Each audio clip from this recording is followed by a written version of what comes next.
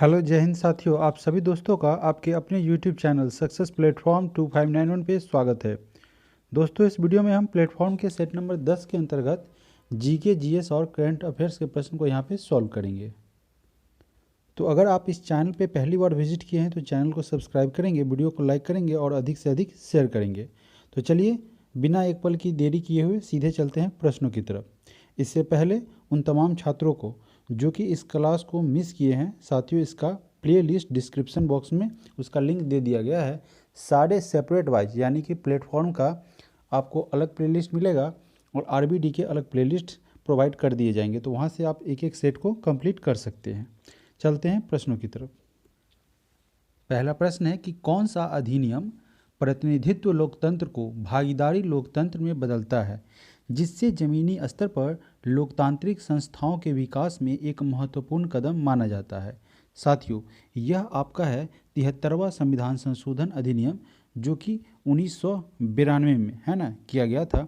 और यह साथियों यह प्रतिनिधित्व लोकतंत्र को भागीदारी लोकतंत्र में बदलता है, यानी कि इसके माध्यम से जो है वह प्रतिनिधित्व लोकतंत्र को भागीदारी लोकतंत्र में बदला गया है, जिससे क्या होता है कि ज़मीनी स्तर पर लोकतांत्रिक संस्थाओं के विकास में महत्वपूर्ण कदम माना गया है।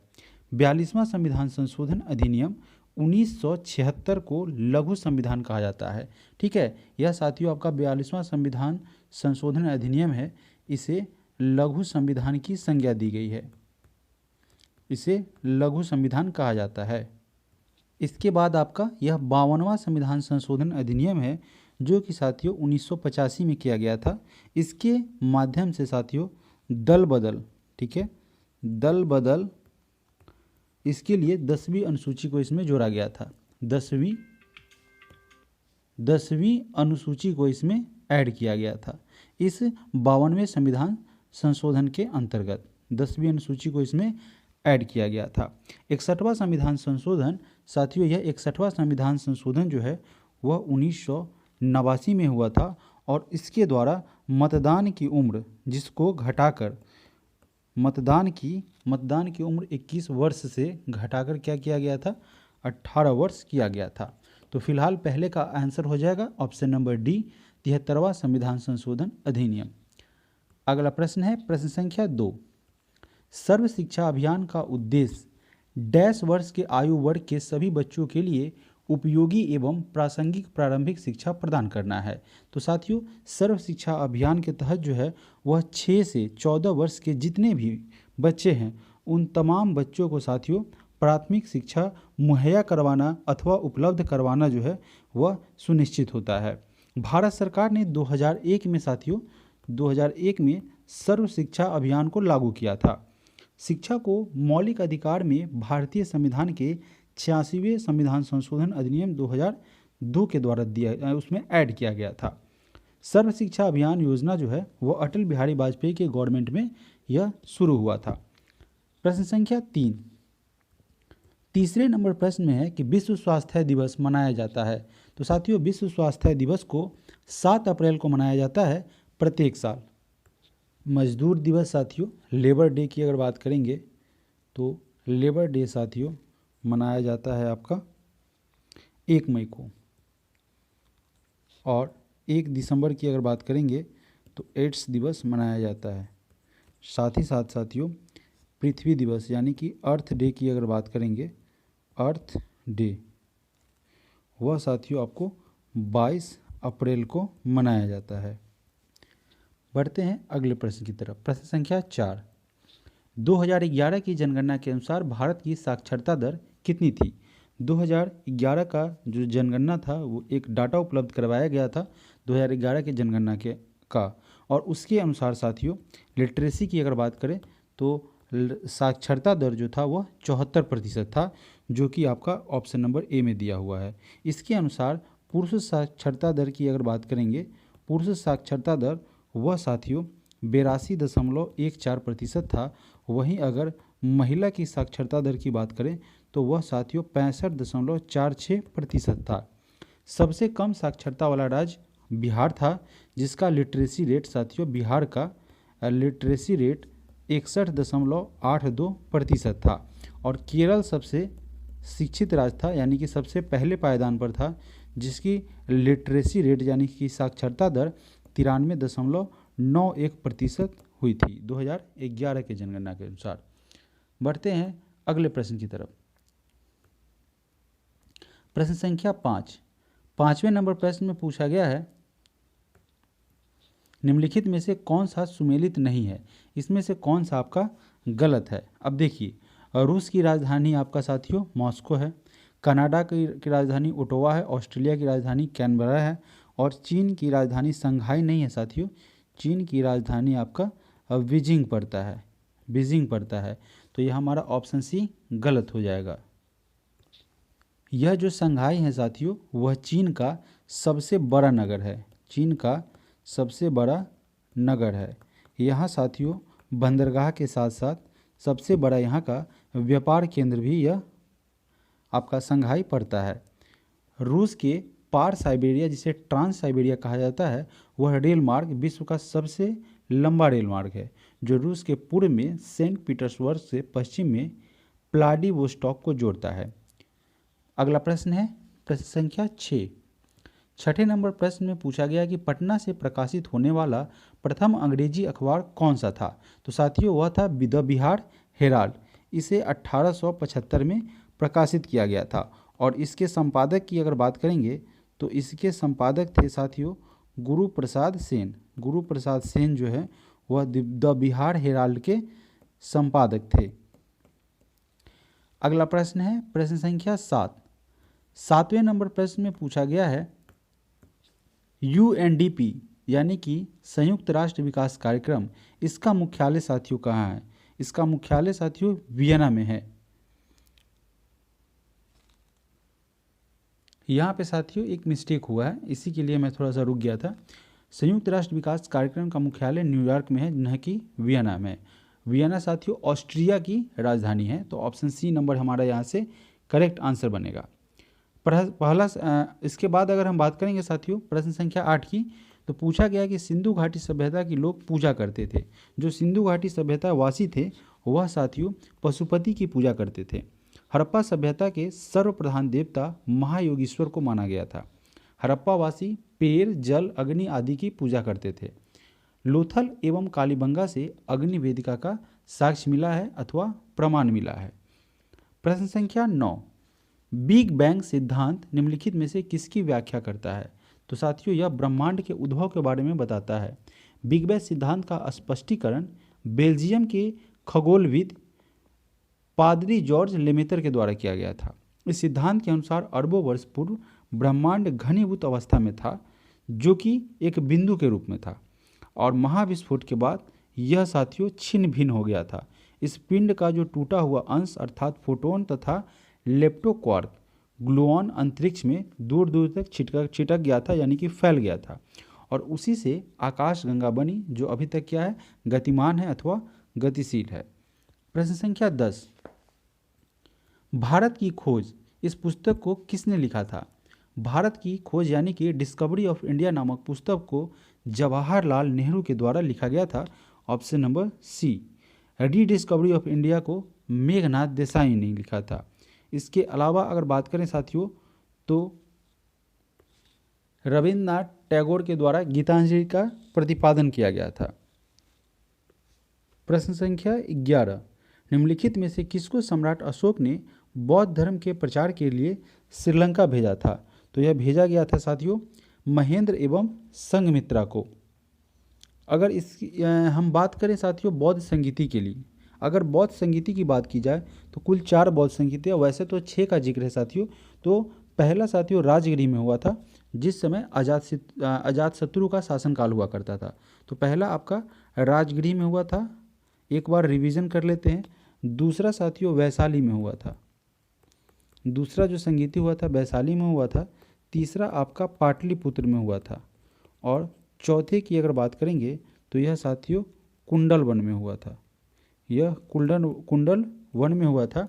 राजगिरी में साथियों अजातशत्रु के समय हुआ था, अजातशत्रु के समय में हुआ था। और यह वैशाली में साथियों जो हुआ था वह कालाशोक के शासनकाल में हुआ था, कालाशोक के शासनकाल में। पाटलिपुत्र की अगर बात करेंगे तो यह अशोक के शासनकाल में हुआ था। और यहाँ साथियों कुंडलवन की अगर बात करेंगे तो यह कनिष्क के शासनकाल में हुआ था। प्रश्न में आपसे पूछा गया था कि सम्राट अशोक ने बौद्ध धर्म के प्रचार के लिए श्रीलंका भेजा था, किसे? पुत्र एवं उसकी पुत्री जो थी महेंद्र एवं संघमित्रा, उसको भेजा गया था श्रीलंका। सम्राट अशोक बौद्ध धर्म के प्रचार के लिए अपने पुत्र महेंद्र एवं संघमित्रा को श्रीलंका भेजे थे। तृतीय बौद्ध संगीति का आयोजन पाटलिपुत्र में जिक्र हो चुका है और अशोक ने तृतीय बौद्ध संगीति का आयोजन संघ में मतभेद को दूर करने के उद्देश्य से किया था। प्रश्न संख्या 12, बिहार राज्य में कितने मंडल है? कुल साथियों बिहार राज्य में 9 मंडल है। ऑप्शन नंबर सी हमारा यहाँ से करेक्ट आंसर हो जाएगा। भोजपुर प्रमंडल का अगर बात करेंगे तो प्रमंडल साथियों 9 है, ठीक है, कितने मंडल नहीं प्रमंडल कह सकते हैं, ठीक है, 9 प्रमंडल है। भोजपुर प्रमंडल का गठन प्रस्तावित है। और बिहार राज्य में जिलों की संख्या की अगर बात करें तो कुल 38 जिला है। जिला हम याद रख लेंगे, जिला साथियों 38 है। और आपका अनुमंडल की अगर बात करेंगे बिहार में तो अनुमंडल कुल मिला के 101 है। इसके अलावा प्रखंड की बात करें तो बिहार में कुल साथियों 534 प्रखंड है। और दिसंबर 2020 में कैबिनेट की बैठक में बिहार सरकार ने रोहतास जो कि सासाराम में है, पश्चिम चंपारण बेतिया, पश्चिम चंपारण में स्थित बेतिया, पूर्वी चंपारण मोतिहारी और समस्तीपुर और मधुबनी नगर परिषद को अपग्रेड किया था। अपग्रेड करके नगर निगम बनाने को मंजूरी प्रदान किया गया था। इस प्रकार अब बिहार में अब नगर निगम की संख्या 17 हो गई है। इसके अलावा साथियों बिहार से संबंधित कुछ अन्य प्रश्न पर चर्चा करेंगे। तो यहाँ पे राज्यसभा की सीटों की संख्या कुल हो जाएगी 16। लोकसभा सीटों की संख्या बिहार के संदर्भ में हम बात कर रहे हैं, कुल मिला के साथियों 40 लोकसभा सीट हैं बिहार से। और विधानसभा की अगर बात करेंगे, विधानसभा सीटों की संख्या तो आपका 245 हो जाता है। और इसके अलावा विधान परिषद की अगर हम साथियों बात कर लें, विधान परिषद जिसकी संख्या 75 है। तो यह बिहार से जुड़ा हुआ कुछ महत्वपूर्ण बिंदु था जिसका चर्चा किया जाना अनिवार्य था, क्योंकि बिहार संबंधित जितने भी एग्जामिनेशन हैं उसमें साथियों इस तरह के प्रश्न पूछे जाते हैं। निम्न में से कौन सा संविधान का अनुच्छेद पंचायत की अवधि को परिभाषित करता है? यह साथियों आर्टिकल 243 है। अनुच्छेद 243 ही संविधान का अनुच्छेद है जिसके अंतर्गत पंचायत का जो अवधि होता है उसको डिफाइन किया गया है, परिभाषित किया गया है। अनुच्छेद 243 के अनुसार पंचायतों का कार्यकाल यानी कि साथियों उनके जो कार्य का जो समय होता है अवधि वो 5 साल निर्धारित किया गया है। 5 वर्षों का उनका कार्यकाल होता है। इसका विघटन 5 वर्ष से पहले भी किया जा सकता है यदि किसी विधि के अधीन ऐसा उपबंध किया गया हो। पंचायतों के विघटन की स्थिति में पंचायत का निर्वाचन 6 माह के अंदर करवाना आवश्यक हो जाता है। प्रश्न संख्या 14, उपराष्ट्रपति का मुख्य कार्य क्या है? साथियों उपराष्ट्रपति की अगर बात करें तो सबसे पहले यह बात करते हैं कि उनकी नियुक्ति का जो है प्रावधान किया गया है आर्टिकल 63 के माध्यम से। अनुच्छेद 63 यह व्यवस्था करता है कि भारत का क्या होगा, एक उपराष्ट्रपति होगा और उपराष्ट्रपति जो है वह राष्ट्रपति के प्रसाद कार्य का निर्वहन करता है। उपराष्ट्रपति का मुख्य कार्य, वैसे तो बहुत सारे कार्य होते हैं साथियों, तो उनका मुख्य कार्य राज्यसभा की बैठकों की सभापतित्व करना होता है। उपराष्ट्रपति इसके अलावा राष्ट्रपति के पद की अनुपस्थिति में यानी कि जब राष्ट्रपति का पद रिक्त हो किसी भी कारण से उस समय राष्ट्रपति का पद धारण करता है और राज्यसभा का सभापतित्व करता है। राज्यसभा राज्यों का प्रतिनिधि सभा होती है और भारत के उपराष्ट्रपति का पद जो है वह यूनाइटेड स्टेट ऑफ अमेरिका से लिया गया है। प्रश्न संख्या 15, निम्नलिखित में से कौन every vote counts the story of India's election पुस्तक के लेखक है? इस पुस्तक को साथियों नवीन चावला के द्वारा लिखा गया है। प्रश्न संख्या 16, राष्ट्रीय विकास परिषद का मुख्य संबंध होता है। तो राष्ट्रीय विकास परिषद का मुख्य संबंध योजना के अनुमोदन से होता है। 6 अगस्त 1952 को एनडीसी की स्थापना की गई थी।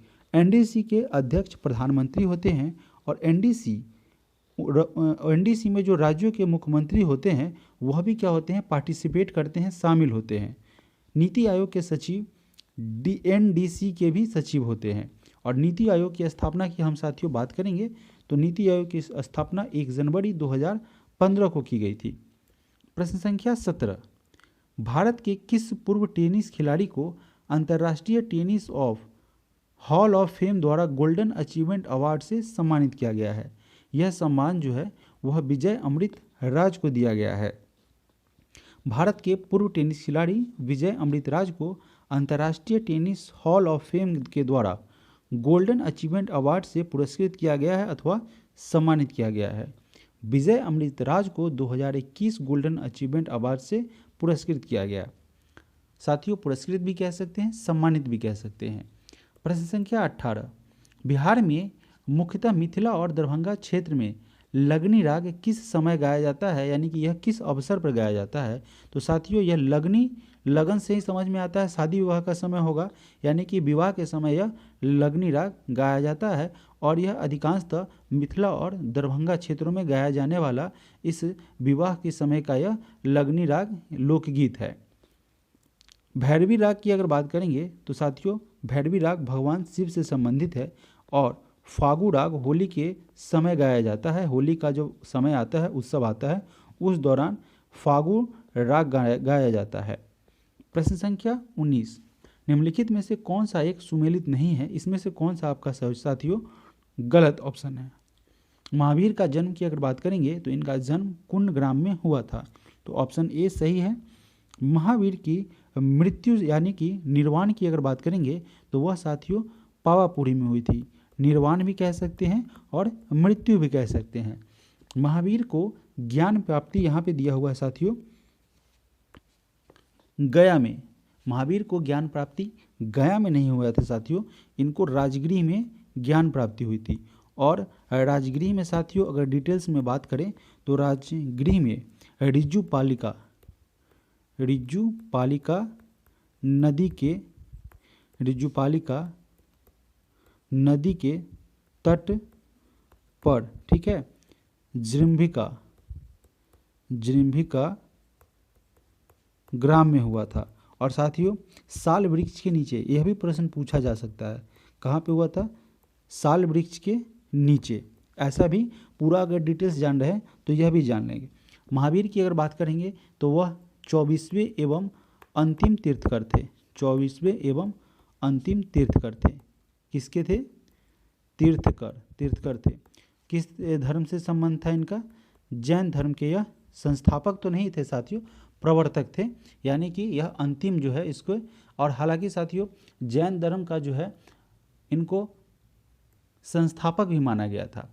प्रश्न संख्या 21, प्रश्न संख्या 21 में प्रश्न संख्या 20 आपका रह गया है, तो प्रश्न संख्या 20 को पहले पढ़ते हैं।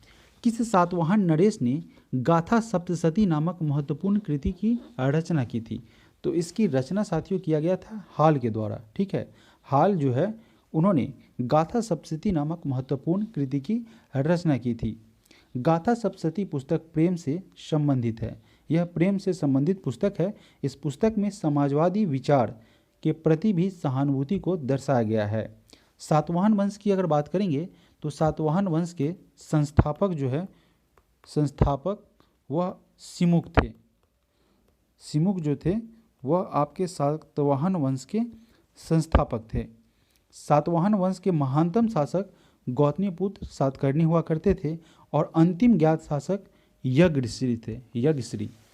प्रश्न संख्या 21, किस मुगल सम्राट के मकबरे में गुंबद का निर्माण नहीं किया गया है?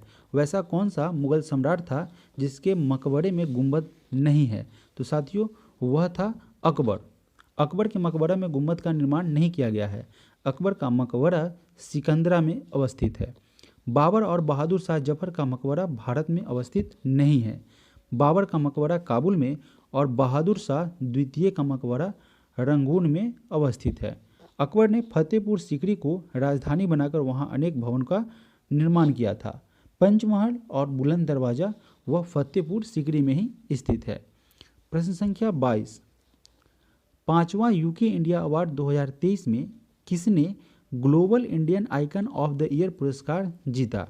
साथियों, यह पुरस्कार मैरी कॉम के द्वारा जीता गया था। नरेंद्र मोदी की अगर बात करेंगे तो उन्हें लोकमान्य तिलक पुरस्कार 2023 से सम्मानित किया गया था। इनको लोकमान्य तिलक, वैसे तो इन्हें बहुत सारे अवार्ड मिले हैं, आपका पूरा पेज भर जाएगा। जैसे कि अलग अलग देश ने अपना सर्वश्रेष्ठ जो है नागरिक सम्मान से इन्हें सम्मानित किया है। तो लोकमान्य तिलक सम्मान जो है 2023 से नरेंद्र मोदी को सम्मानित किया गया था। प्रश्न संख्या 23, जब सिंध का विलय हुआ, साथियों जब सिंध का विलय हुआ उस समय भारत का गवर्नर जनरल कौन हुआ करता था? तो इसके दौरान भारत का गवर्नर जनरल लॉर्ड एलनबरो था। Option number A. 1843 ईस्वी में मियामी के युद्ध में चार्ल्स नेपियर ने सिंध के अमीरों को पराजित करके सिंध पर अधिकार किया था और अंग्रेजों के सिंध विजय को अफगानिस्तान युद्ध से जोड़कर देखा जाता है। चार्ल्स नेपियर ने पंजाब पर भी विजय प्राप्त किया था। लॉर्ड एलनबरो की अगर साथियों बात करें जो इसके दौरान थे, उनका कार्यकाल था 1842 से 1844। प्रश्न संख्या 24, अलीगढ़ आंदोलन का चरित्र कैसा था? अलीगढ़ आंदोलन की अगर बात करें साथियों तो इस दौरान जो है वह साथियों ब्रिटिश समर्थक हुआ करते थे, फिर कांग्रेसी विरोधी थे, कांग्रेस विरोधी भी थे और आपका हिंदू विरोधी भी थे। यानी कि इस तरीके का उस समय का व्यवस्था था। जैसे अगर बात करें तो अलीगढ़ आंदोलन की शुरुआत, आपका अलीगढ़ जो आंदोलन था उसकी शुरुआत 1875 में हुई थी और अलीगढ़ आंदोलन सर सैयद अहमद खां से संबंध है।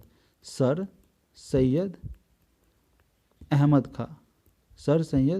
अहमद खां का अलीगढ़ आंदोलन का ये कह सकते हैं कि प्रमुख साथियों के क्या थे, नेतृत्व करता थे। प्रश्न संख्या 25, सविनय अवज्ञा आंदोलन अंतिम रूप से कब वापस लिया गया था? साथियों इसे अप्रैल 1934 में वापस ले लिया गया था। सविनय अवज्ञा आंदोलन 2 चरण में था। प्रथम चरण 6 अप्रैल 1930, 6 अप्रैल साथियों 1930 से 5 मार्च 1931 तक चला था और द्वितीय चरण की अगर बात करें तो साथियों यह 3 जनवरी 1932 से 1934 तक चला था। इस सविनय अवज्ञा आंदोलन के दौरान हरिजन उत्थान कार्यक्रम को भी चलाया गया था। तो बहरहाल बढ़ते हैं हम अगले प्रश्न की तरफ। भारतीय संविधान को किस भाग में राष्ट्रपति के चुनाव से संबंधित नियमों का वर्णन किया गया है? तो इसका जिक्र किया गया है भाग 5 में। भारतीय संविधान का भाग 5 है जिसमें राष्ट्रपति के चुनाव से संबंधित जो नियम है, जो कानून है, जो दायरा है, जो कंडीशन है, उसका जिक्र किया गया है। सबसे पहले अगर बात करें तो आर्टिकल 52 अनुच्छेद 52 के तहत यह अनुच्छेद 52 जो सुनिश्चित करता है कि भारत का क्या होगा, एक प्रेसिडेंट होगा, भारत का राष्ट्रपति होगा। यह साथियों राष्ट्रपति के पद को आर्टिकल 52 के द्वारा इसको राष्ट्रपति के पद की व्यवस्था अनुच्छेद 52 के माध्यम से की गई है।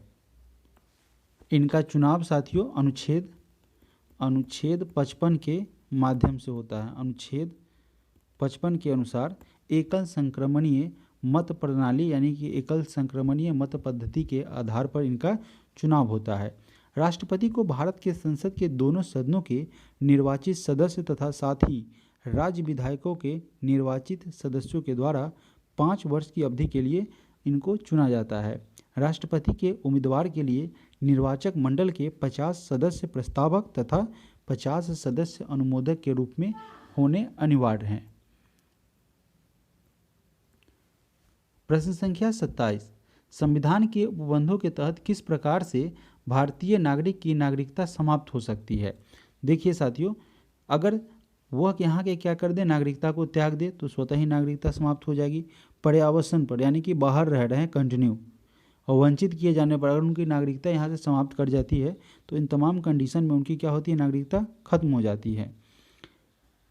भारतीय संविधान का अनुच्छेद 5 से 11 में नागरिकता का वर्णन किया गया है। आर्टिकल 5 से 11 तक में साथियों जो है सिटीजनशिप यानी कि नागरिकता से संबंधित जो भी है उसका प्रावधान किया गया है।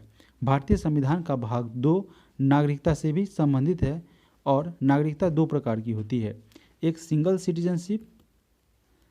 सिटीजनशिप और दूसरा साथियों डुअल सिटीजनशिप, यानी कि साथियों एकल नागरिकता और साथ ही साथ दूसरा होता है दोहरी नागरिकता। यह दोहरी नागरिकता का प्रावधान साथियों यूनाइटेड स्टेट ऑफ अमेरिका में है और भारत की बात करेंगे तो यहाँ पर एकल नागरिकता प्रदान की जाती है। प्रश्न संख्या 28, अनुच्छेद 25 से 28 के अंतर्गत प्रदत्त धार्मिक अधिकारों पर राज्य किन आधारों पर प्रतिबंध लगा सकता है। साथियों, ऐसी व्यवस्था के अंतर्गत अनुच्छेद 25 से 28 के अंतर्गत प्रदत्त धार्मिक अधिकारों पर राज्य लोक व्यवस्था, सदाचार और स्वास्थ्य के आधार पर प्रतिबंध लगा सकता है। 25 से कहाँ पर, जैसा कि प्रश्न में दिया हुआ है 28 तक। भारतीय संविधान की प्रस्तावना में पंथ निरपेक्ष शब्द जो है वह साथियों कब जोड़ा गया था, उसे भारतीय संविधान की प्रस्तावना में पंथ निरपेक्ष शब्द जोड़ा गया था और भारतीय संविधान का अनुच्छेद जो 25 है उसके अधीन अंतःकरण की स्वतंत्रता दी गई थी। और साथियों अगर हम 26 की बात करें, चूँकि 25, 26 और 28 के बारे में थोड़ी सी जानकारी रहनी आवश्यक है। इस अनुच्छेद 26 की अगर बात की जाए, उसके अधीन धर्म के लिए प्राप्त आय पर कर से छूट दी गई थी। हमसे प्रश्न यह कह रहा था साथियों कि धार्मिक अधिकारों पर राज्य किन आधार पर प्रतिबंध लगाएगा। तो साथियों लोक स्वास्थ्य के कंडीशन में, सदाचार के कंडीशन में और स्वास्थ्य के कंडीशन में। तो यहाँ पे ऑप्शन नंबर डी हमारा सही आंसर बनेगा। प्रश्न संख्या 29, राष्ट्रपति पद पर कार्यवाहक राष्ट्रपति की अगर बात करें तो कार्यवाहक राष्ट्रपति के अलावा सबसे कम अवधि तक पद पर रहने वाला राष्ट्रपति कौन था। वह साथियों आंसर हो जाएगा इसका डॉक्टर जाकिर हुसैन। राष्ट्रपति के पद पर कार्यवाहक राष्ट्रपति के अलावा अगर हम बात करेंगे तो सबसे कम अवधि तक पद पर राष्ट्रपति डॉक्टर जाकिर हुसैन रहे थे। भारत के राष्ट्रपति डॉक्टर जाकिर हुसैन महाशिक्षाविद थे और जाकिर हुसैन अगर क्रम से बात करें तो वह तीसरे राष्ट्रपति थे। बीबी गिरी क्रम में चौथे राष्ट्रपति थे। अनुच्छेद 56 के अनुसार एक बार राष्ट्रपति चुने जाने के बाद 5 वर्षों के लिए उनका कार्यकाल उन्हें सौंपा जाता है। भारत के राष्ट्रपति को संविधान के अनुच्छेद 53 उसके द्वारा कार्यपालिका शक्ति का औपचारिक प्रधान बनाया गया है। प्रश्न संख्या 30, अभी अगर वर्तमान में बात करें तो आपकी द्रौपदी मुर्मू जो है, सभी आप जानते हैं, अवगत हैं, द्रौपदी मुर्मू, ठीक है, वह साथियों 15वीं राष्ट्रपति है क्रम के अनुसार। संथाल जाति से यह बिलोंग करती हैं। इसके अलावा साथियों यह उड़ीसा से आती हैं, उड़ीसा लिख दें या ओडिशा, आप समझ जाएंगे, यह उड़ीसा से इनका संबंध है। अगला प्रश्न है प्रश्न संख्या 30, निम्नलिखित में से कौन सा एक सुमेलित नहीं है, यानी इसमें से गलत कौन सा है। अब देखिए यहाँ पे साथियों पहला ऑप्शन है कि कोयना अगर जल विद्युत परियोजना से इसका संबंध है तो यह आपका सही है। कलपक्कम परमाणु शक्ति केंद्र है, ऑप्शन नंबर बी भी हमारा सही है। कलकत्ता भूतापीय ऊर्जा केंद्र साथियों, तो वहाँ पे भूतापीय ऊर्जा केंद्र नहीं, तो ऑप्शन नंबर सी हमारा यहाँ से गलत हो जाएगा। इसके बाद अगर हम बात करें तो साथियों ऑप्शन नंबर डी में है भावनगर ज्वारीय विद्युत परियोजना, तो डी सही है, एकमात्र ऑप्शन नंबर सी हमारा गलत हो जाएगा। प्रश्न संख्या 31, हाल ही में किसके द्वारा प्रमुख पुस्तक Modi shaping a global order in flux लिखा गया है। तो यह भारत के विदेश मंत्री एस जयशंकर के द्वारा लिखा गया है। पुस्तक का शीर्षक है Modi shaping a global order in a flux. Option number A हमारा यहाँ से करेक्ट आंसर हो जाएगा। वर्तमान में एस जयशंकर भारत के विदेश मंत्री हैं। Made in India 75 years of business and enterprise पुस्तक अमिताभ कांत के द्वारा लिखा गया था, इनके द्वारा। प्रश्न संख्या 32, स्प्रूस, देखिए अलग अलग बातें हैं यहाँ पे, इजी वे में समझेंगे। स्प्रूस, फर तथा पाइन, इसके वृक्ष मुख्यतः किस प्रकार के वनों में पाए जाते हैं, यानी कि इसके लिए किस प्रकार के वन जो है वह बेहतर होते हैं, उपयोगी होते हैं, अनुकूल होते हैं। तो यह साथियों टैगा वन प्रदेश जो क्षेत्र होता है वहाँ पे स्प्रूस, फर तथा पाइन के जो वृक्ष है वहाँ पे मुख्यतः यह देखे जाते हैं, यानी कि अधिकाधिक इन्हीं प्रदेशों में टैगा वन प्रदेश में यह वृक्ष जो है साथियों पाए जाते हैं। प्रश्न संख्या 33, ऋग्वेद में श्लोक संहिता से संबंधित है। प्रश्न में कह रहा है कि ऋग्वेद में श्लोक सविता किससे संबंधित है और सविता का अर्थ किस देवता से है। तो यह साथियों प्राणदायिनी है, आपने सुना होगा, आपने पढ़ा भी होगा। इसका संबंध जो है ऑप्शन नंबर सी सूर्य से है, यानी कि सूरज से। ऋग्वेद के श्लोक सविता से संबंधित सविता से भी संबंधित है और सविता सूर्य से संबंधित है। गायत्री मंत्र का उल्लेख ऋग्वेद में किया गया है और ऋग्वेद में कुल 10 मंडल है। ऋग्वेद का 2 से 7 मंडल सबसे पुराना मंडल है। ऋग्वेद के तीसरे मंडल के रचयिता गुरु विश्वामित्र हैं और ऋग्वेद का तीसरा मंडल प्राणदायिनी देवी सावित्री से संबंधित है। तो साथियों देवी सावित्री से संबंधित कौन सा हो जाएगा आपका मंडल? तीसरा मंडल। ठीक है, सावित्री की अगर बात करें, सावित्री इससे संबंधित तीसरा मंडल हो जाएगा, थर्ड मंडल। चलिए अगला प्रश्न है प्रश्न संख्या 34। जुलाई 2023 में लंदन में आयोजित विंबलडन 2023 में किस टेनिस खिलाड़ी ने पुरुष एकल यानी कि मेल कैटेगरी में खिताब जीता है? यह साथियों विंबलडन 2023 की बात कह रहा है। इसमें यह अवार्ड जो है कार्लोस अल्कराज ने स्पेन के रहने वाले हैं यह कार्लोस अल्कराज। उन्होंने जोकोविच को हरा के यह खिताब जीता है और जोकोविच का संबंध साथियों सर्बिया से है। इसके अलावा अगर बात की जाए तो ऑस्ट्रेलिया ओपन और फ्रेंच ओपन, इसका खिताब जो है वह नोवाक जोकोविच के द्वारा जीता गया है, यानी कि इसके विजेता नोवाक जोकोविच रहे हैं। विंबलडन 2023 में महिला एकल का खिताब मार्केटा वोंडरस्ट्रोप ने जीता है। प्रश्न संख्या 35। महाभारत के अनुसार कौरव सेना के निम्नलिखित सेनापतियों में कौन सा जीवित बच गया था? वैसे तो साथी लगभग सभी मारे गए थे, एकमात्र आपका अश्वत्थामा उसमें जीवित बचा था। अश्वत्थामा की अगर बात करें तो उनका संबंध गुरु द्रोणाचार्य से था। गुरु द्रोणाचार्य जो है, क्यों साथियों मैं अटक रहा हूँ पता नहीं। द्रोणाचार्य की अगर बात करें तो वह साथियों वो जितने भी कौरव और पांडव के पुत्र थे, जितने भी उनके बच्चे हुआ करते थे, उन सभी को वह शिक्षा प्रदान करते। चूँकि मैं साथियों यहाँ पे मैं पढ़ के स्टडी करने के बाद जो मैं कलेक्ट किया हूँ डाटा, उसके अनुसार मैं बोल रहा हूँ, मेरे सामने कुछ नहीं है तो थोड़ा सा अटकना वाजिब हो जाता है। वैसे कोई दिक्कत नहीं है। वह साथियों जितने भी पांडव और कौरव के पुत्र थे उन्हें शिक्षा देते थे, तो वह गुरु थे द्रोणाचार्य। और द्रोणाचार्य का ही पुत्र था अश्वत्थामा। वह साथियों सारे मारे गए थे, वही एकमात्र जीवित बचा है। वैसे तो कथाएं में कही जाती है कि आज भी वह साथियों जीवित है। द्रोणाचार्य की अगर बात करेंगे तो द्रोणाचार्य पुरस्कार आज एक अवार्ड के रूप में भी प्रदान किया जाता है। वह किसके लिए? विशिष्ट प्रशिक्षण देने के लिए। प्रश्न संख्या 36 नंबर प्रश्न में कह रहा है कि 23 अगस्त 2023 को लॉन्च चंद्रयान 3 के लैंडिंग साइट का नाम क्या था? पहली बात कि 23 अगस्त 2023 को लॉन्च नहीं हुआ था साथियों, यह लैंड हुआ था। तो प्रश्न यहाँ से गलत है। 23 अगस्त 2023 को चंद्रयान 3 जो है वह लैंड हुआ था। और अगर लॉन्चिंग डेट की अगर बात करें तो यह साथियों यह लॉन्च हुआ था 14 जुलाई 2023 को। तो यहाँ पे कह रहा है प्रश्न में कि लैंडिंग जो साइट था जहाँ पे यह उतरा था उसका नाम क्या रखा गया था? तो साथियों उसका नाम था शिव शक्ति। और जब चंद्रयान 2 जहाँ पे उतरा था वहाँ साथियों उसका नाम रखा गया था तिरंगा पॉइंट। इसके अनुसार ऑप्शन नंबर ए था। फिलहाल इसका आंसर हो जाएगा ऑप्शन नंबर बी। अगला प्रश्न है प्रश्न संख्या 37। लाला लाजपत राय किसके विरुद्ध प्रदर्शन कर रहे थे जब वे कमीशन की बर्बरता के शिकार हुए थे? तो साथियों वह जो थे वह साइमन कमीशन का विरोध कर रहे थे, साइमन गो बैक का नारा लगा रहे थे। और यह साथियों साइमन जो है कमीशन 3 फरवरी 1928 को मुंबई पहुंचा था।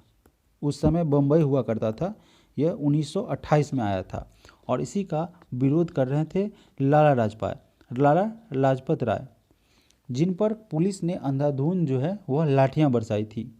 और यह लाठी बरसाने वाला जो अंग्रेज़ था वह स्कॉट था। उनके लाठी के प्रहार से वह इतने बुरी तरह से घायल हो गए कि इलाज होते होते कुछ दिनों के बाद जाके उनकी मृत्यु हो गई थी। तो हमारा इसका आंसर हो जाएगा साइमन कमीशन। और जो साथियों 1928 में 3 फरवरी 1928 को कहाँ पहुँचा था? मुंबई पहुँचा था। साइमन कमीशन का विरोध इसलिए हो रहा था कि इनमें कुल 7 सदस्य को शामिल किया गया था और यह सातों के सातों साथियों अंग्रेज थे, सभी के सभी गोरे थे। इसीलिए इसे साइमन कमीशन अथवा श्वेत कमीशन के नाम से जाना गया। चलिए बढ़ते हैं प्रश्न संख्या 38 की तरफ। बाउल लोक नृत्य के साथ कौन सा भारतीय प्रदेश संबंधित है? देखिए साथियों, यह बाउल लोक नृत्य है वह आपका पश्चिम बंगाल में होता है। काठी, गंभीरा, ठाली, जात्रा, मरसिया, कीर्तन, ये सारे आपके पश्चिम बंगाल से संबंधित नृत्य हैं। प्रश्न संख्या 39। प्रजा समाजवादी पार्टी संस्थापक कौन था? अब देखिए प्रश्न में ये पूछ रहा है कि प्रजा समाजवादी एक पार्टी थी, उसका संस्थापक कौन था, उसका नाम बताना है। तो वह साथियों इसके संस्थापक थे जयप्रकाश नारायण, जेपी नारायण भी कह सकते हैं या जयप्रकाश नारायण भी कह सकते हैं। इनके द्वारा साथियों प्रजा समाजवादी पार्टी की स्थापना की गई थी। जयप्रकाश नारायण को एक उपाधि दी गई थी लोकनायक की उपाधि, जैसे लोकनायक जयप्रकाश नारायण। और लोकमान्य की अगर बात करें तो लोकमान्य बाल गंगाधर तिलक को कहा गया था। जयप्रकाश नारायण ने 9 नवंबर 1942 को हजारीबाग जेल से भागकर नेपाल के जंगल में आज़ाद दस्ता की स्थापना की थी। 1979 ईस्वी में जयप्रकाश नारायण की मृत्यु हो गई थी और M.N. राय भारत में कम्युनिस्ट पार्टी के संस्थापक थे। प्रश्न संख्या 40। पश्चिमी घाट को सबसे ऊंची चोटी कौन सी है? पश्चिमी घाट में सबसे ऊंची चोटी साथियों कुद्रेमुख हो जाएगा, ऑप्शन नंबर ए। पश्चिमी घाट को सह्याद्री घाटी के नाम से भी जाना जाता है। इसको आप ऐसे भी लिख सकते हैं सह्याद्री, और नहीं तो साथियों इसे आप सह्याद्री भी लिख सकते हैं। देखिए 2 तरीके से आप लिख सकते हैं, एक ऐसे भी और एक यह। इस दोनों में से जो आपका ऑप्शन में दिया रहेगा आंसर हो जाएगा। यानी पश्चिमी घाट को एक अन्य नाम से सह्याद्री के नाम से भी जाना जाता है। उत्तरी सह्याद्री और दक्षिणी सह्याद्री की सर्वोच्च चोटी क्रमशः कालासुबाई है और कुद्रेमुख की अगर बात करें तो यह दक्षिणी सह्याद्री की सबसे ऊंची चोटी है, सर्वोच्च चोटी है। पश्चिमी घाट में थाल घाट, भोर घाट एवं पाल घाट प्रमुख वहाँ का दर्रा है। थाल घाट दर्रा नासिक मुंबई में पड़ता है। भोर घाट दर्रा मुंबई और पुणे के पास पड़ता है। पाल घाट दर्रा की बात करें तो यह कोयम्बटूर कोचीन के पास में पड़ेगा। और सेनकोटा दर्रा तिरुवनंतपुरम जो कि मदुरई में वहाँ पे स्थित है। प्रश्न संख्या 41। शांति निकेतन की स्थापना किसके द्वारा की गई थी अथवा किसने की थी? तो इसकी स्थापना साथियों रविंद्रनाथ टैगोर ने की थी, option number B. Shanti Niketan विश्वविद्यालय की स्थापना रविंद्रनाथ टैगोर के द्वारा किया गया था। प्रश्न संख्या 42। भारत के कितने राज्य कभी भी समुद्र को नहीं छूते हैं? तो भारत के साथियों कुल 19 राज्य जो है वह समुद्री सीमा को नहीं छूते हैं, समुद्री सीमा से नहीं लगते हैं। 7 देशों की अगर बात करें, भारत की जो जलीय सीमा है, समुद्री सीमा, वह 7 देशों से जुड़ती है, 7 देशों से वह लगती है। भारत के जल एवं स्थल सीमा 3 देशों से मिलते हैं और भारत के 9 राज्य की तटरेखा सागर से जुड़ती है। प्रश्न संख्या 43। भारत के नियंत्रक और महालेखा परीक्षक की नियुक्ति कौन करता है? इनकी नियुक्ति साथी राष्ट्रपति के द्वारा की जाती है और वर्तमान में साथियों गिरीश चंद्र मुर्मू है। गिरीश चंद्र मुर्मू जो है वह महालेखा परीक्षक है। प्रश्न संख्या 44। अर्जुन पुरस्कार कब शुरू हुआ? अर्जुन पुरस्कार की शुरुआत साथियों 1961 में की गई थी। अर्जुन पुरस्कार खेल क्षेत्र में प्रदान किया जाता है और धन्वंतरी पुरस्कार चिकित्सा के क्षेत्र में प्रदान किया जाता है। ज्ञानपीठ पुरस्कार की बात करें साथियों तो ज्ञानपीठ पुरस्कार 1965 ईस्वी में साहित्य के क्षेत्र में दिया गया था, यह ज्ञानपीठ पुरस्कार। प्रश्न संख्या 45। 21 जून को किस स्थान पर दिन और रात बराबर होते हैं? तो यह साथियों भूमध्य रेखा पर 21 जून को दिन और रात जो है डे नाइट इक्वल होता है। दिन और रात पृथ्वी के अपने अक्ष पर घूर्णन गति के कारण संभव हो पाता है और ऋतु परिवर्तन पृथ्वी के अपनी परिक्रमण गति के कारण होती है। चंद्रमा का अध्ययन सेलेनोलॉजी कहलाता है और जल की उपस्थिति के कारण पृथ्वी को नीला ग्रह के नाम से जानते हैं। प्रश्न संख्या 46, किसी देश के गुप्तचर संगठन का नाम, यानी कौन सा ऐसा देश है जिसके गुप्तचर संगठन का नाम बॉस है। जिस तरीके से हमारे गुप्तचर संगठन का नाम रॉ है, रिसर्च एनालिसिस विंग, उसी तरीके से पूछ रहा है कि किस देश की गुप्तचर संस्था है जिसका नाम बॉस है। तो यह साथियों दक्षिण अफ्रीका की जो है खुफिया एजेंसी गुप्तचर संस्था, उसका नाम बॉस रखा गया है, यानी कि बॉस है। बॉस का पूरा नाम ब्यूरो ऑफ स्टेट सिक्योरिटी है। प्रश्न संख्या 47, विश्व की सर्वाधिक प्राचीन पहाड़ियाँ स्थित है। तो सबसे ज़्यादा प्राचीन पहाड़ियाँ की अगर बात करें तो यह अरावली पहाड़ियाँ, विश्व की सर्वाधिक प्राचीन यानी सबसे पुरानी की बात करें वह पहाड़ियाँ जो है वह अरावली पहाड़ियाँ हैं। अरावली की पहाड़ियाँ अवशिष्ट पर्वत का एक विशिष्ट एग्जाम्पल है, उदाहरण है। प्रश्न संख्या 48, कजाकिस्तान की राजधानी क्या है। कजाकिस्तान की राजधानी अस्ताना है। ऑप्शन नंबर सी हमारा यहाँ से सही आंसर बनेगा।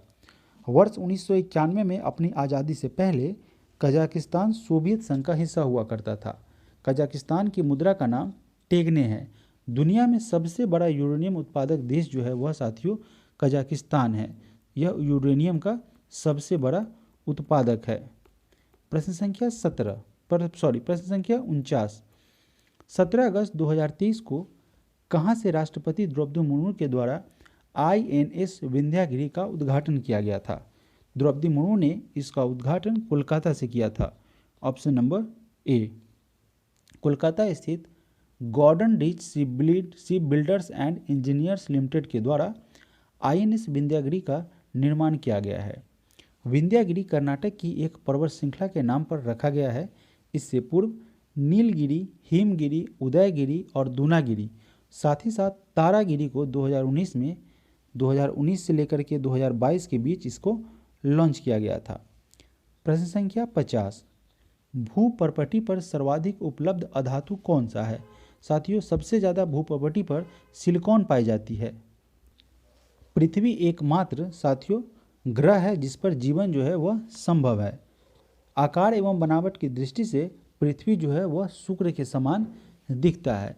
प्रश्न संख्या 51, निम्नलिखित में से कौन सा सूत्र सुपर फास्फेट उर्वरक का है। यानी कि सुपर फास्फेट उर्वरक का यहाँ पे जो ऑप्शन दिया गया है उसमें से कौन सा इसका रासायनिक सूत्र है। तो साथियों सुपर फास्फेट का रासायनिक सूत्र है यह वाला CaH2PO4 ठीक है। ऑप्शन नंबर बी हमारा यहाँ से करेक्ट आंसर हो जाएगा। प्रश्न संख्या 52, सुप्तावस्था में मनुष्य का रक्तचाप, यानी कि जब मनुष्य सोया हुआ रहता है तो उसका ब्लड प्रेशर कम रहता है, गिर जाता है, बढ़ जाता है, क्या होता है। तो उस समय उसका ब्लड प्रेशर साथियों कम हो जाता है, गिरता है। नॉर्मल ब्लड प्रेशर की बात करें तो यह साथियों 120/80 होता है, ठीक है, mmHg। रक्त को जो मापा जाता है जिस मशीन से, जिस इक्विपमेंट से, उसे साथियों स्फिग्मोमैनोमीटर कहा जाता है। प्रत्येक सामान्य मनुष्य के शरीर में, यानी कि एक स्वस्थ मनुष्य के शरीर में 5 से 6 लीटर तक ब्लड उपलब्ध रहता है, यानी कि मौजूद होता है। धमनियों में रक्त अधिक दाब के साथ बहता है। जो आपका धमनी है वहाँ पे ब्लड का फ्लो जो है वह तेज होता है। हृदय से शुद्ध रक्त को शरीर के अन्य भागों में ले जाने वाली धमनी ले जाती है, उसे धमनी कहते हैं। और हृदय का जो संकुचन होता है उस समय रक्तचाप अधिकतम होता है, यानी कि जब हृदय जो है वह संकुचित होता है, छोटा होता है, जब वह कंपन करते रहता है, तो जब संकुचन होता है उस दौरान जो है उसका प्रेशर जो है वह अधिकतम होता है। प्रश्न संख्या 53, मांसपेशियों में मुख्यतः कौन सी प्रोटीन पाई जाती है। तो मांसपेशी की अगर बात करें तो इसमें मायोसिन प्रोटीन पाई जाती है। Option number C, myosin protein शरीर को मांसलता में ताजगी प्रदान करता है। मांसपेशियां जो है वह शरीर को सुडौल और सुंदरता जो है वह प्रदान करती है तथा बाह्य वातावरण से इसकी रक्षा करती है। मानव शरीर में मांसपेशियों की संख्या कुल मिला के 639 है। और इसमें साथियों 400 जो है वह पेशीय रेखित है, पेशीय रेखित है। मानव शरीर की सबसे बड़ी मांसपेशी वह साथियों ग्लूटियस मैक्सिमस है। ग्लूटियस जो है वह आपका मैक्सिमस जो है वह सबसे बड़ी मांसपेशी है। अगला प्रश्न है प्रश्न संख्या 54। एक अणु में 9 इलेक्ट्रॉन, 9 प्रोटॉन और 10 न्यूट्रॉन है। इसकी द्रव्यमान संख्या साथियों कितनी होगी? इसकी द्रव्यमान संख्या हो जाएगी आपका 19। ठीक है, इलेक्ट्रॉन तो आपका साइड हो गया, न्यूट्रॉन प्लस प्रोटॉन को अगर ऐड करेंगे तो यह आपका 19 हो जाएगा। परमाणु में जो प्रोटॉन एवं इलेक्ट्रॉन की संख्या समान एवं आवेश विपरीत होते हैं, जिसके कारण यह उदासीन होता है। प्रोटॉन की अगर बात करेंगे तो साथियों प्रोटॉन की खोज की थी रदरफोर्ड ने, रदरफोर्ड के द्वारा प्रोटॉन की खोज की थी। और यहाँ पे न्यूट्रॉन की खोज की अगर बात करेंगे तो इसकी खोज जो है वह चैडविक ने की थी। इलेक्ट्रॉन की खोज जे थॉमसन के द्वारा किया गया था। जे थॉमसन ने इलेक्ट्रॉन की खोज की थी। पॉजिट्रॉन की अगर बात करें साथियों, पॉजिट्रॉन उसकी खोज एंडरसन ने की थी। एंडरसन के द्वारा पॉजिट्रॉन की खोज की गई थी। अगस्त 2023 में 15वां ब्रिक्स सम्मेलन का आयोजन किस शहर में किया गया था? इसका आयोजन जोहान्सबर्ग में हुआ था। अगस्त 2023 में जो 15वां ब्रिक्स सम्मेलन हुआ था उसका आयोजन जोहान्सबर्ग में किया गया था, दक्षिण अफ्रीका के जोहान्सबर्ग में। वर्ष 2024 में 16वां ब्रिक्स सम्मेलन का आयोजन रियो डी जेनेरियो में ब्राज़ील में किया गया था। 2023 की अगर बात करें किया जाएगा, 2024 जो अभी आया है उसमें इसका आयोजन ब्राज़ील में किया जाएगा। ब्राज़ील रियो डी जेनेरियो में किया जाएगा। और 2023 में साथियों दक्षिण अफ्रीका के जोहान्सबर्ग में किया गया था। ब्रिक्स की अगर बात करेंगे साथियों तो ब्रिक्स में ब्राज़ील, रसिया,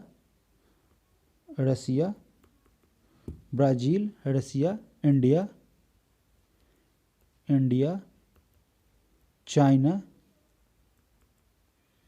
चाइना और साउथ अफ्रीका, इनका यह समूह है, इन देशों का यह समूह है ब्रिक्स। प्रश्न संख्या 56। एक तत्व के समस्थानिक में क्या होते हैं साथियों? एक तत्व का जो समस्थानिक होते हैं उसमें न्यूट्रॉनों की संख्या भिन्न होती है। प्रोटॉन और इलेक्ट्रॉन साथियों, प्रोटॉन और इलेक्ट्रॉन जो है वह समान होते हैं। प्रोटॉन और इलेक्ट्रॉन की अगर बात करेंगे, प्रोटॉन और इलेक्ट्रॉन उसकी संख्या जो है इक्वल होती है, जबकि आपके न्यूट्रॉन की संख्या की अगर बात करेंगे तो वह साथियों भिन्न भिन्न होती है। प्रश्न संख्या 57। निम्नलिखित में से कौन सा पदार्थ केवल एक तत्व से निर्मित होता है? यहाँ पे साथियों अगर बात करें तो यह आपका हो जाएगा हीरा का निर्माण साथियों केवल एक पदार्थ से होता है, एक तत्व से निर्मित होता है। ऑप्शन नंबर डी हमारा करेक्ट आंसर हो जाएगा। हीरा की जो संरचना होती है वह चतुष्फलकीय होती है। हीरा अत्यंत कठोर पदार्थ होता है। काला हीरा, अगर काले हीरे की बात करेंगे तो आप देखे होंगे कि शीशा का जो लगाने का कार्य होता है गृह में, घरों में शीशा लगवाने में, तो शीशा को एक शेप में काटने का कार्य जो है यानी कि काला हीरा करता है। काला हीरा के माध्यम से शीशा को काटना आसान होता है, तो यह काला हीरा शीशा काटने के काम में आता है। हीरा पूर्ण आंतरिक परावर्तन के कारण चमकता है। हीरा का अपवर्तनांक की अगर बात करेंगे तो इसका अपवर्तनांक 2.42 होता है। प्रश्न संख्या 58 नंबर प्रश्न में कह रहा है कि अलैंगिक प्रजनन का एक प्रकार जिसमें जड़ों, तनों, पत्तियों और कलिकाओं से नए पौधे उत्पन्न होते हैं वह डैश कहलाता है। उसे साथियों वनस्पतिक प्रजनन कहते हैं। अलैंगिक प्रजनन का एक प्रकार है जिसमें जड़, तना और पत्तियां तथा साथ ही साथ कलिकाओं से नए पौधे उत्पन्न होते हैं और उन्हें वानस्पतिक प्रजनन कहा जाता है। अलैंगिक प्रजनन की अगर बात करेंगे तो अलैंगिक प्रजनन दो प्रकार के होते हैं। एक साथियों कायिक जनन होता है, एक आपका कायिक जनन होता है और दूसरा आपका असंग जनन होता है। असंग जनन। जब नए पौधे संसति पौधे के बीज या भ्रूण के अतिरिक्त किसी अन्य भाग से उत्पन्न होते हैं तो उसे कायिक जनन कहते हैं। यानी कि साथियों, बीज या भ्रूण के अलावा किसी अन्य सोर्स के माध्यम से वह उत्पन्न होते हैं, पैदा होते हैं, तो उसे कायिक जनन कहा जाता है। और इसके अलावा अगर हम बात करें, कभी कभी पौधा क्या होता है, पौधे के जीवन चक्र में युग्मक संलयन या अर्धसूत्री विभाजन नहीं हो पाता है। इनकी अनुपस्थिति में नए पौधे का निर्माण हो जाता है, उसे ही असंग जनन कहा जाता है। प्रश्न संख्या 59, कास्टिक सोडा का रासायनिक नाम पूछ रहा है साथियों कि वह क्या है। कास्टिक सोडा का रासायनिक नाम सोडियम हाइड्रोक्साइड है, जिसका रासायनिक सूत्र साथियों NaOH होता है। प्रश्न संख्या 60, तापमापी में पारा क्यों प्रयोग किया जाता है। तापमापी में पारा जो है तापमापी के दीवारों से नहीं चिपकता है। तापमापी के दीवारों में नहीं चिपकने के कारण पारा उसमें नहीं चिपकता है, इसी के लिए साथियों पारा का प्रयोग किया जाता है। प्रश्न संख्या 61, छोटी आंत को ग्रहणी में विभाजित किया जाता है, जेजुनम, डुडेनम और तीसरा साथियों होगा आपका इलियम, ऑप्शन नंबर डी। छोटी आंत को ग्रहणी में 3 प्रकार से विभाजित होता है, एक जेजुनम, दूसरा डुडेनम और तीसरा इलियम। छोटी आंत का प्रारंभ भाग जो है वह अंग्रेजी लेटर की अगर बात करें उसके यू शेप के जैसा दिखाई देता है, यू शेप में मुड़ा हुआ रहता है, और इसे ही साथियों ग्रहणी यानी कि ड्यूडेनम कहा जाता है। ग्रहणी की लंबाई, ड्यूडेनम की लंबाई साथियों देखिए यहाँ पे लिखते हैं ड्यूडेनम यानी कि ग्रहणी, और इस ग्रहणी की लंबाई साथियों वह जो होती है 25 सेंटीमीटर तक होती है, जबकि शेष 30 सेंटीमीटर की अगर भाग है या 30 सेंटीमीटर वह इलियम होता है। इलियम की दीवार को भीतरी सतह पर, इलियम का जो भीतरी दीवार होता है, अब चूंकि यहाँ तो फिगर नहीं साथियों तो उसमें ऐसे ऐसे निकला हुआ रहता है, उंगलियों जैसा अंदर में है ना, यह निकला रहता है जिसे हम रसांकुर कहते हैं। मनुष्य की बड़ी आंत क्रमशः सीकम, कोलन व मलाशय में विभाजित हो जाती है। मनुष्य का जो आहार नाल है उसकी लंबाई 10 से 14 मीटर तक जो है मनुष्य की आहार नाल की लंबाई होती है। आहार नाल की लंबाई जो है वह 10 से 14 मीटर तक होती है। प्रश्न संख्या 62, टी मापक यानी कि टी स्केल पर निम्नलिखित में से किसका मापन किया जाता है। तो इसके द्वारा साथियों चक्रवात की जो शक्ति होती है, उसका वेग होता है, उसको टी स्केल पर मापा जाता है कि भाई यह चक्रवात का स्पीड कितना था, कितना इसका साथियों इसकी शक्ति क्या थी। जैसे भूकंप को रिक्टर पैमाने पर मापते हैं, उसी तरह साथियों चक्रवात की शक्ति को टी स्केल पे मापा जाता है। प्रश्न संख्या 63, कार्नेलाइट निम्नलिखित में से किसका अयस्क है। कार्नेलाइट साथियों मैग्नीशियम का अयस्क है। कार्नेलाइट और पीच ब्लेंड यूरेनियम का अयस्क है। क्रोमियम का अयस्क क्रोमाइट है। प्रश्न संख्या 64, आतिशबाजी में हरा रंग निम्न की उपस्थिति के कारण होता है। यानी कि जब पटाखा फूटता है तो उसमें साथियों लाल, हरा बहुत सारे कलर इसमें दिखाई देते हैं, जिसमें से पूछा गया कि यह हरा रंग किसके कारण होता है। तो बेरियम की उपस्थिति के कारण जो है वह आपको हरा रंग दिखाई देता है। और साथियों स्ट्रांसियम की अगर बात करें, इस स्ट्रांसियम की उपस्थिति के कारण जो है वह साथियों लाल कलर का दिखाई देता है। इसके अलावा अगर सोडियम की बात करें तो सोडियम के कारण साथियों पीला कलर जो है हमें दिखाई पड़ता है। मैग्नीशियम की अगर बात करें तो जब मैग्नीशियम के कारण क्या होता है, जैसे आप देखते हो पटाखा में हल्का उजलापन टाइप का आता है, तो उजला भी कह सकते हैं, तो उजला कलर का क्रीम टाइप का जो दिखाई पड़ता है वह साथियों मैग्नीशियम के कारण यह दिखाई पड़ता है। हरा की अगर बात करें तो हरा का हो जाएगा बेरियम, लाल स्ट्रॉन्सियम। प्रश्न संख्या 65 नंबर प्रश्न है, डायबिटीज रोग में शरीर का कौन सा अंग सही ढंग से कार्य नहीं करता है, किसकी फंक्शन जो है वो अधिक प्रभावित हो जाती है। तो यह साथियों अग्नाशय हो जाएगा। अग्नाशय के द्वारा अगर बात करें तो आप सुनते होंगे कि जिनको मधुमेह हो गया है उनको क्या हो गई है, इंसुलिन की कमी हो गई है। इंसुलिन की कमी हो गई है तो इन्हें क्या किया जाता है, इंसुलिन जो है वह चढ़ाया जाता है इंसुलिन। तो यह अग्नाशय के द्वारा ही यह इंसुलिन प्रभावित होता है बीटा कोशिका के द्वारा, ठीक है, बीटा कोशिका के द्वारा।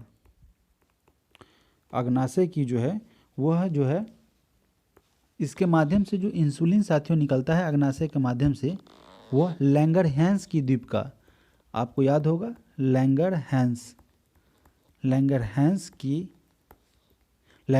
द्वीप कह सकते हैं, लैंगरहैंस द्वीपिका के, है ना, बीटा कोश से यह निकलती है। बढ़ते हैं अगले प्रश्न की तरफ। प्रश्न संख्या 66, निम्नलिखित में से कौन सा एक गैर संचारी रोग है? साथियों, गैर संचारी रोग की बात करेंगे तो मिर्गी जो है वह गैर संचारी रोग है। मिर्गी रोग में जो व्यक्ति होता है वह आमतौर पर कुछ समय के लिए अचेत हो जाता है, यानी कि अपनी चेतना को, अपनी स्मरण शक्ति को, अपना जो है कंट्रोल है वह साथियों खो देता है। ऑप्शन नंबर बी हमारा करेक्ट आंसर होगा। प्रश्न संख्या 67, कौन से विटामिन की कमी के फलस्वरूप अतिसार के साथ त्वचा की सूजन तथा छाजन यानी कि एक्जिमा हो जाता है? किसके कारण, किस विटामिन की कमी के कारण?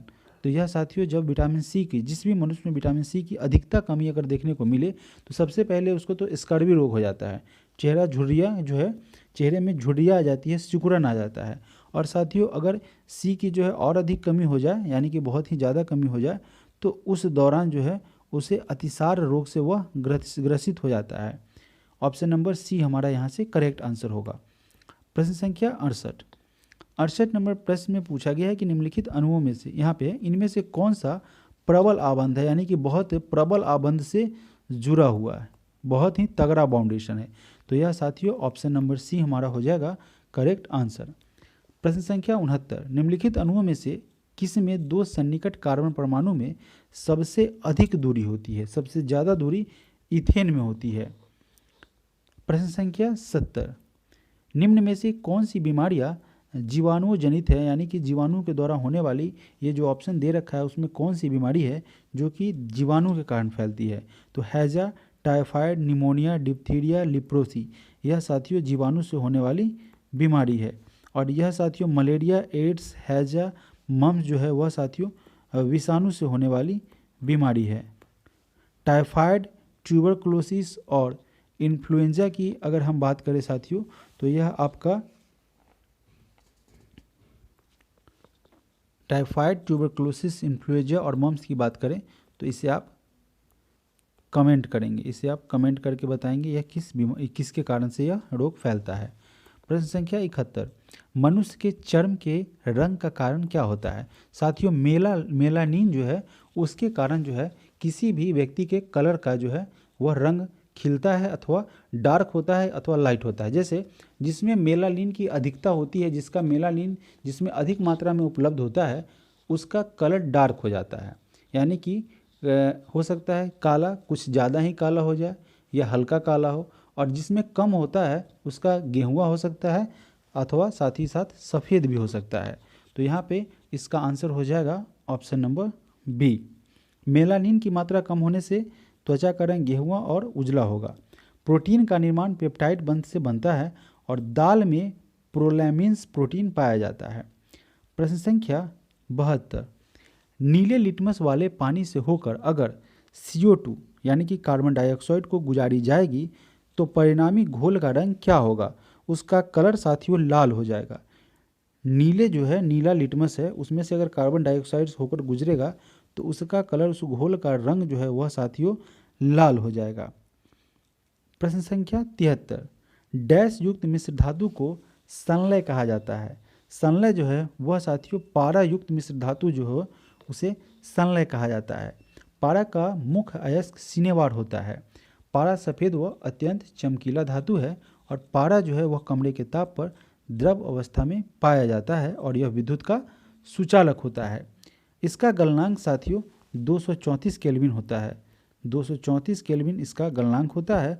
और घनत्व की अगर बात करें तो घनत्व इसका साथियों 13.6 होता है। परमाणु क्रमांक इसका 80 होता है। परमाणु क्रमांक 80 होता है।